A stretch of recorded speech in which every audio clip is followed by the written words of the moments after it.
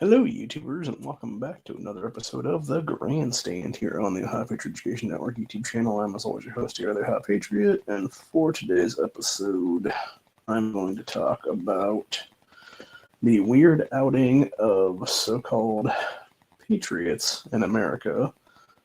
Fake patriots, whatever you want to call them at that point. I really don't care, honestly. Or just people that you thought were patriots that are now kind of just outing themselves as anti-safety in America, which is even weirder. But yeah, so we're going to go over a few things. Here's what it is. So basically, for those that don't know, and I'm going to talk about this person just by first name. His first name is Joe, and we'll leave it at that. I met Joe back in, I believe it was the very beginning of 2020. I want to say like it would have been January 2020. Is the first time I ever met this man in person. He, at the time, obviously you had a bunch of stuff happening nationwide leading up to the 2020 lockdown, stuff like that. This was before that obviously went down. And you had a whole bunch of pro 2A stuff catching fire at that time. Specifically, a lot of 2A sanctuary movements were catching fire both in Virginia and then eventually to here in Ohio and a bunch of other surrounding states and stuff like that. And so Joe and a few other people from Stark County here basically had gotten together and they were trying to form up and go to various counties around Ohio and basically get county commissioners to sign on with becoming 2A sanctuaries, which worked out for a while. And then, of course, you know, it was mostly like the summer into the fall of 2019. And then, of course, we had, you know, the beginning of 2020, we all got together at the library, and we had a meeting there. And I think we had like one meeting after that or something like that. And then it was like right after that is when you basically had lockdowns occurring, and the movements kind of fell apart almost immediately because of that. That's what it was. And I feel like a lot of those cases, it definitely was 100% government done stuff to shut down movements is what it is then, because they realized how truly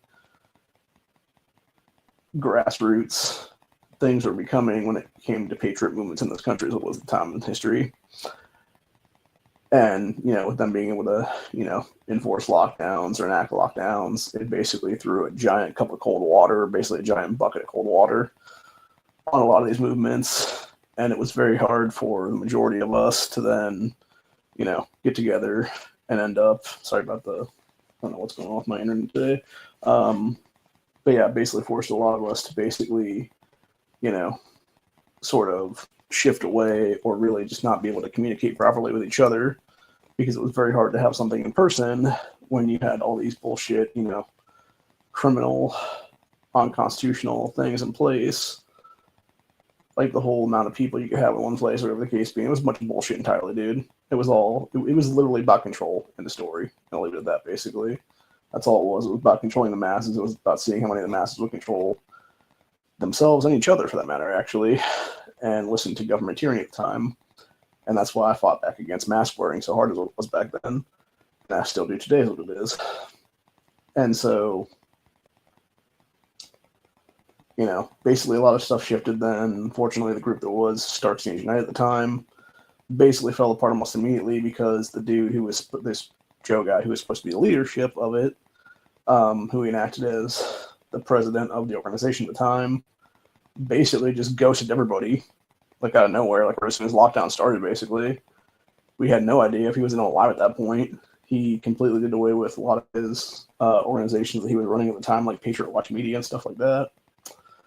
And we were all just like, what the fuck, dude? And yeah, like he was just a ghost basically for like a year or more is what it was. And then came back. It was sometime, I want to say like mid 2021, like almost around the time that lockdowns ended is what it was, maybe just after that if that be the case.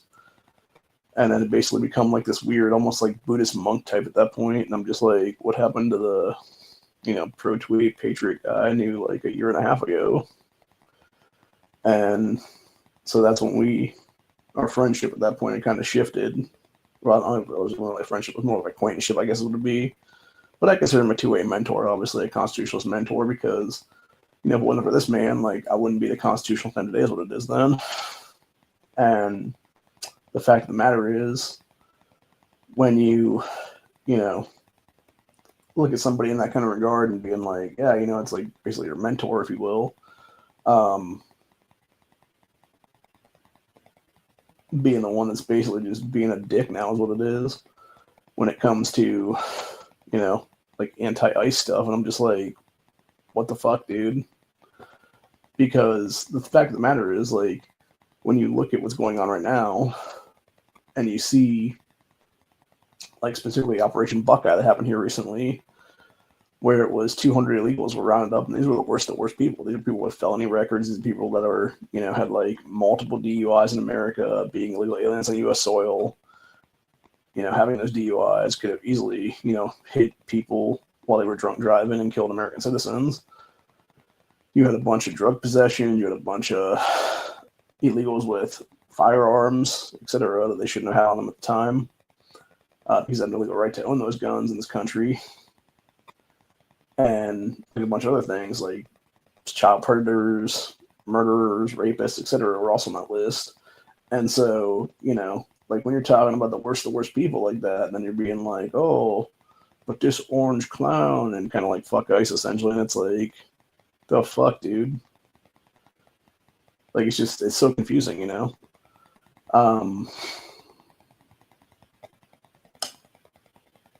And to me, it's just weird because it's like,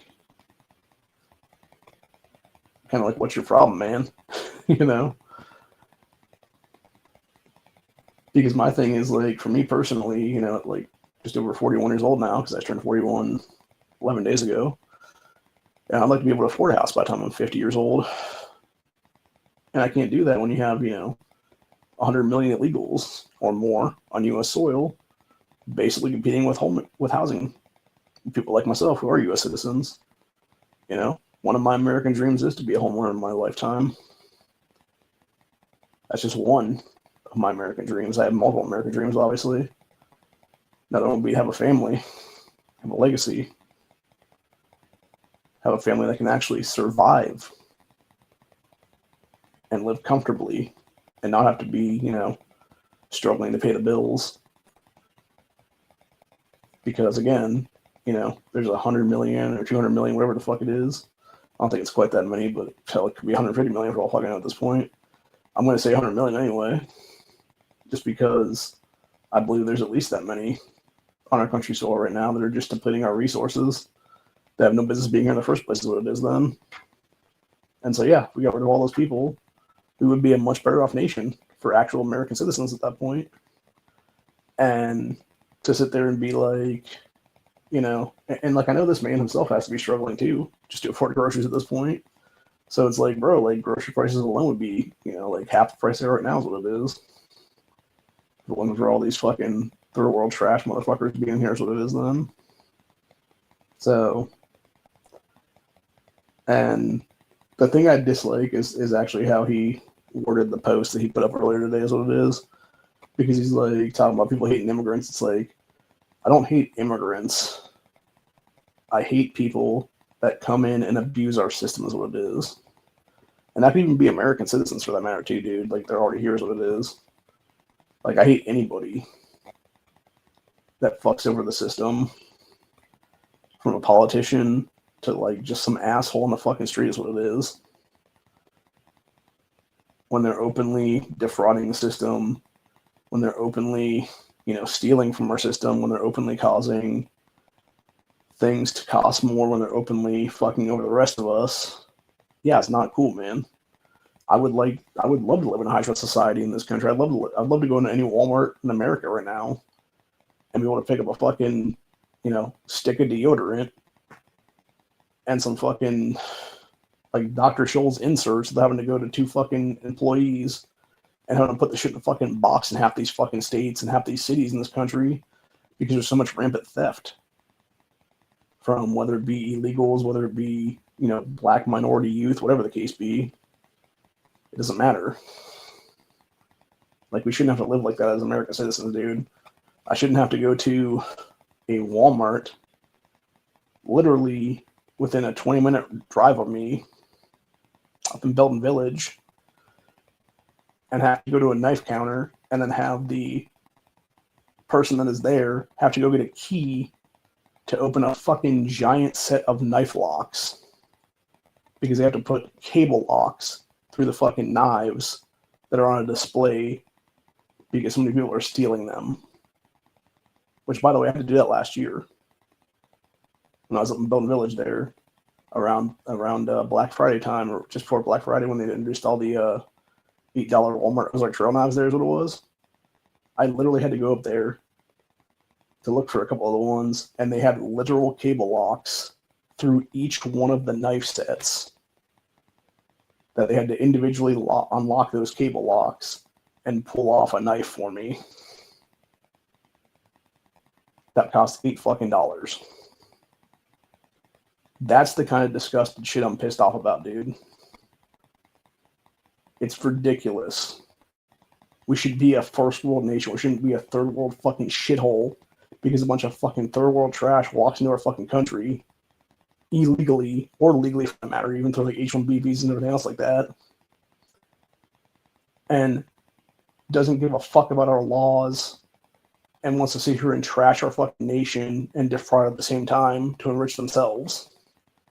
That's why most Americans are pissed. That's why most of us Americans do support ICE and mass deportations. Because we're all fucking sick of it. I know I sure as hell am at this point. And that's the entire point of the matter. When you have people who don't give a fuck about this country's laws and want to turn us into a lawless nation, that is where I draw the line myself. When you are openly fucking over my country to enrich yourself and enrich your fucking shithole terrorist nation, in the case of Somalia and all these other fucking Islamic nations, they can fuck off back to where they came from, and it's that simple. And if they don't fuck off on their own, then we're gonna fuck them off is what it is. And I'll leave it at that. And that is exactly why I do believe we are heading, like, I think we're honestly like this close right now to a hot civil war kicking off. The fact that we're almost in February right now, I would not be surprised in the least to see something hit May, June, July of this year, honestly. So, that being said, I do also want to talk about Winter Storm Fern that's supposed to be hitting here this weekend and pretty much seems like the entirety of America throughout the southern states and all the way to the East Coast here is what it is. So, hopefully everybody is packed up on that one and got a bunch of their essentials and supplies and stuff like that. I'm actually going to go out here in the next day or so and get like one last haul of stuff just to make sure I have another week's worth of food on hand is what it'll be then for just random food stuffs is what it is.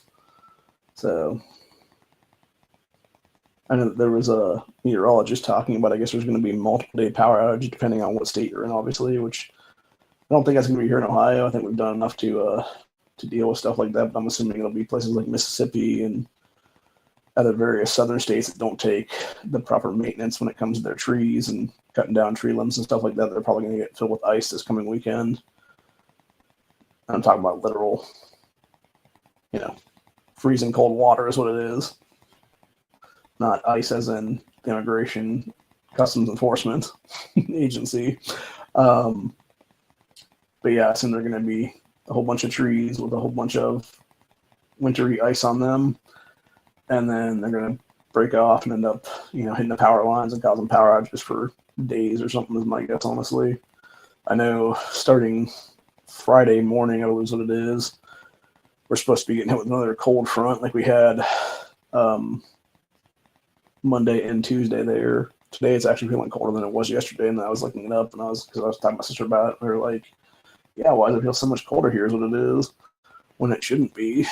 And then I was looking into it, and I guess there's a thing called thermal lag, where if it gets like below zero, your thermometer and your heating systems seem to work overtime, I guess is what it is. And they actually allow for more cold air to be in the walls than it is then.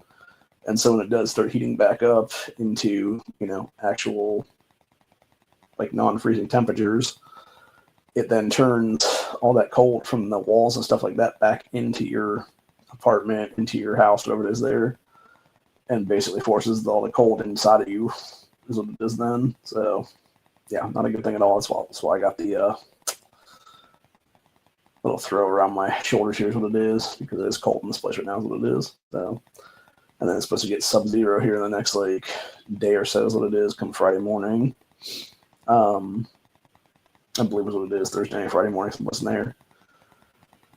And then that's supposed to be then Saturday and I believe Sunday too, if I'm not mistaken, and then into Monday as well. And it's supposed to be sometime Sunday to Monday. We're supposed to be getting like 5 to 6 inches. So I would like to get out before that happens, obviously, and pick up a bunch of stuff from the stores, what it is then. And if worse comes to worse, I might just have to do an order and have them set up my front doors, what it is then. And just open up the freaking door a little bit and just tell them straight up, be like, hey, if you wouldn't mind setting that there, whatever the case be, and then I will just simply pick it up as what it is then. So,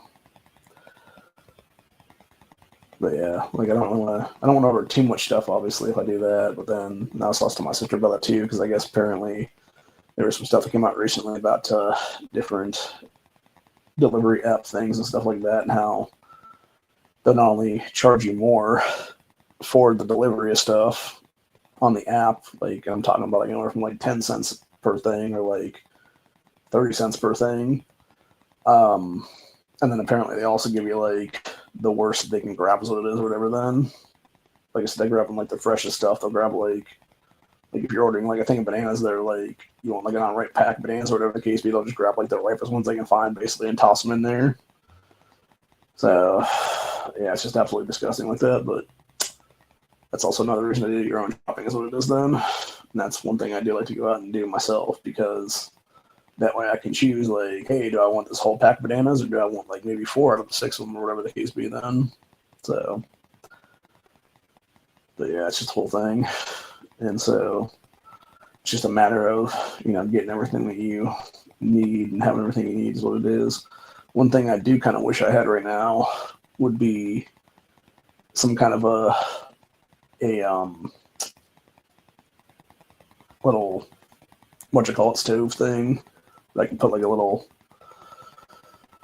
like single burner kind of stove for like camping and things, because that's one thing I don't have on hand right now that I should probably invest the money into just in case, as maybe like a heating element thing. But then again, also don't really want to carbon monoxide myself out is what it is then. So I don't think that would create enough to really fuck me up in this place, but I prefer not to kill myself that way is what it is by accident. So yeah, that's what it is. But either way, Fern's going to be a bitch across the entire U.S. is what it is come this weekend. And then, like I said, everything else is just getting weird when it comes to Patriots. Like, claiming to be Patriots, but now they're, anti actually safety in this country. So, I don't know, it's just weird though. So, anyway, that's about it for today. I will see you guys in the next one. I will be back Friday for another Freedom Friday episode. We'll talk more about about Winter Storm Fern then. And that'll probably be pretty much the entirety of the episode, honestly. We might talk about a couple other things too then, and then of course I'll do Slicey Boy Saturday as long as I have power. Other than that, that's about where I'm at for the day. Hope you guys enjoyed this episode, and I'll see you all on the next one. Peace out, stay safe, stay vigilant, all that good stuff. Always be carrying, always be situationally aware, and never, ever, ever trust those outside your own mag. Later, y'all.